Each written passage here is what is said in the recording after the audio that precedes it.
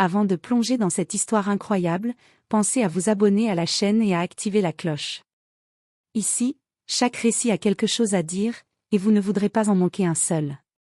Le soleil tombait derrière les immeubles, colorant la rue d'ombres longues et dorées. Malik, un jeune homme noir d'à peine 20 ans, marchait tranquillement vers chez lui après sa journée au café. Il tenait dans ses mains un petit sac contenant ses affaires de cour, insouciant, plongé dans ses pensées. À quelques mètres de là, Madame Lefebvre, une femme d'un certain âge au visage crispé par la méfiance, observait la scène depuis sa fenêtre. Ses yeux se fixèrent sur Malik avec suspicion. Chaque pas qu'il faisait semblait confirmer ses craintes irrationnelles. La colère montait en elle, un mélange de préjugés et de peur injustifiée. Sans réfléchir, elle prit son téléphone et appela la police, affirmant que le jeune homme rôdait autour de sa maison avec des intentions douteuses. En quelques minutes, le bruit des sirènes résonna dans la rue. Malik sentit son cœur s'emballer.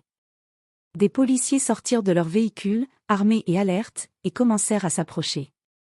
Il leva les mains, les yeux écarquillés, essayant de leur expliquer qu'il n'avait rien fait, qu'il allait simplement rentrer chez lui. Mais ces mots se perdaient dans le vacarme des accusations de Madame Lefebvre. Juste au moment où l'atmosphère semblait sur le point d'exploser, une silhouette imposante apparut. C'était sa mère, Madame Diallo, connue dans le quartier pour sa prestance et son calme intimidant. Elle avançait d'un pas ferme, son regard fixé sur la femme qui avait appelé les forces de l'ordre. Elle savait exactement comment agir, avec dignité et autorité. « Laissez-le partir », dit-elle d'une voix claire et assurée. « Vous n'avez aucune raison de l'arrêter. » Madame Lefebvre resta bouche bée. Les policiers échangèrent des regards, conscients que la plainte ne tenait pas debout face à la présence imposante de la mère et à la vérité qu'elle incarnait. Malik sentit ses épaules se détendre, le soulagement se mêlant à l'admiration pour sa mère. Ce jour-là, une leçon de courage et de justice silencieuse fut donnée, sans violence mais avec une autorité qui ne pouvait être ignorée. Le lendemain matin, Malik se rendit au café où il travaillait, encore sous le choc de ce qui s'était passé la veille. Les murmures des voisins et des collègues faisaient écho à l'incident, mais il n'en parlait à personne. Il savait que ce genre de choses pouvait dégénérer, et il voulait rester prudent. Pendant ce temps, Madame Lefebvre, toujours furieuse, ne pouvait s'empêcher de ruminer. Comment une simple accusation pouvait-elle se retourner contre elle? Elle décida de se rendre sur place pour remettre les choses à leur place. Quand elle arriva devant la maison de Malik, elle fut surprise de voir Madame Diallo, calme mais imposante, sortir pour l'accueillir. « Encore vous ?» lança Madame Lefebvre, la voix tremblante entre colère et honte. « Oui, c'est encore moi », répondit Madame Diallo, un léger sourire aux lèvres, mais le ton ferme. « Et vous feriez mieux de réfléchir avant de répéter vos accusations sans fondement. » Madame Lefebvre ouvrit la bouche pour protester, mais la mère de Malik s'avança d'un pas, les mains croisées sur la poitrine. Chaque mouvement exprimait la confiance et l'autorité. Les voisins qui passaient par là s'arrêtèrent, sentant la tension. « Vous avez appelé la police contre mon fils hier », continua Madame Diallo. « Vous avez essayé de le faire passer pour un criminel alors qu'il n'a rien fait. Savez-vous que ce genre d'accusation peut être considéré comme diffamatoire ?» Madame Lefebvre balbutia, incapable de formuler une réponse cohérente. La honte se lisait sur son visage. Elle n'avait jamais imaginé que ses préjugés pourraient la mettre dans une telle situation. « Malik n'est pas seulement un jeune homme respectueux », ajouta Madame Diallo, mais il est également soutenu par sa famille et par la loi. Je vous conseille vivement de réfléchir avant de répéter vos actes racistes. Malik, qui observait la scène depuis la porte, sentit une immense fierté pour sa mère. Ce qu'elle venait de faire était plus qu'un simple avertissement, c'était une leçon de justice, de dignité et de courage. Madame Lefebvre, humiliée et rouge de honte, recula lentement, incapable de continuer à affronter le regard de Madame Diallo. Elle tourna les talons et partit, laissant le silence et le respect dominer la rue. Malik savait que ce n'était que le début. Mais pour la première fois depuis longtemps, il se sentait protégé, compris et invincible, grâce à sa mère. Quelques jours après l'incident, la rumeur sur ce qui s'était passé se répandit dans le quartier.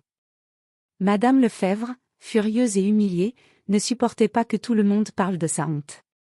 Elle décida qu'elle devait se venger de Malik et de sa mère, convaincue qu'elle devait rétablir son honneur. Elle prit alors contact avec un voisin influent pour signaler à nouveau Malik, espérant cette fois créer un problème légal ou social. Mais elle ne savait pas que Malik et sa mère avaient anticipé ce genre de réaction. Le soir venu, Malik et Madame Diallo étaient invités à une réunion communautaire.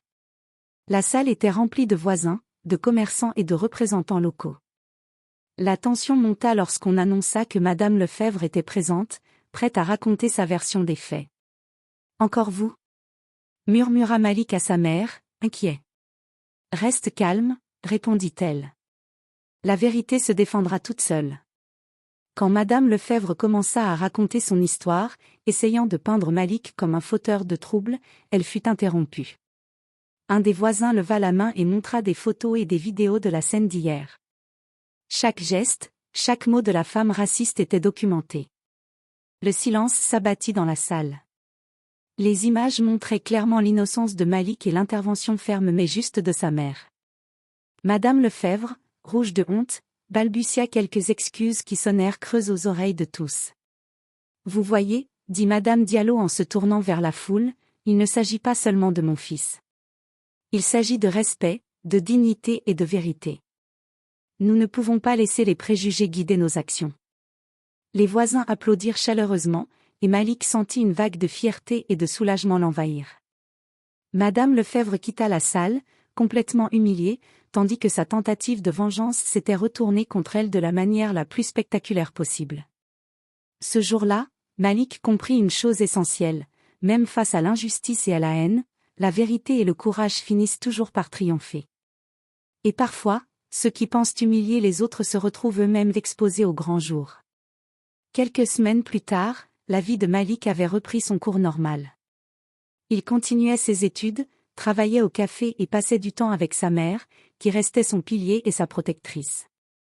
Mais l'ombre de Madame Lefebvre planait toujours, car elle n'avait jamais digéré son humiliation publique. Un matin, Malik reçut un appel inattendu. C'était le directeur de l'école locale. Madame Lefebvre avait inscrit son fils à un concours communautaire, et elle espérait attirer l'attention sur la famille de Malik pour réparer son honneur. Malik sentit un mélange de curiosité et de méfiance. Lors de l'événement, la tension était palpable. Madame Lefebvre, vêtue de son plus bel habit, s'avança pour prononcer un discours prétendant que la situation précédente avait été un malentendu. Mais avant qu'elle ne puisse finir, une surprise se produisit. Un des organisateurs projeta les images de l'incident initial sur grand écran. La foule fut frappée par la vérité indéniable. Malik n'avait rien fait, et chaque geste de Madame Lefebvre, chaque accusation, était clairement raciste et infondée. Les voisins et les participants éclatèrent de rire, certains murmuraient des commentaires d'admiration pour Malik et sa mère. Humiliée, Madame Lefebvre tenta de protester, mais sa voix était étouffée par le tumulte et les rires. Elle quitta la scène en courant, trébuchant même sur ses talons, tandis que Malik et sa mère restaient calmes, dignes et respectés par tous. À ce moment précis, Malik comprit que la vengeance et la haine finissent toujours par se retourner contre ceux qui les nourrissent. Il tourna les yeux vers sa mère et murmura. « Tu avais raison, la dignité et la vérité sont plus fortes que tout. » Madame Diallo sourit, posant une main sur son épaule. « Et n'oublie jamais, Malik, ceux qui essaient de te rabaisser finissent toujours par tomber plus bas qu'eux-mêmes. » La leçon fut claire pour tout le quartier, le courage, la justice et la vérité triomphent toujours, et l'arrogance de Madame Lefebvre resterait à jamais gravée dans les mémoires comme un exemple de chute spectaculaire.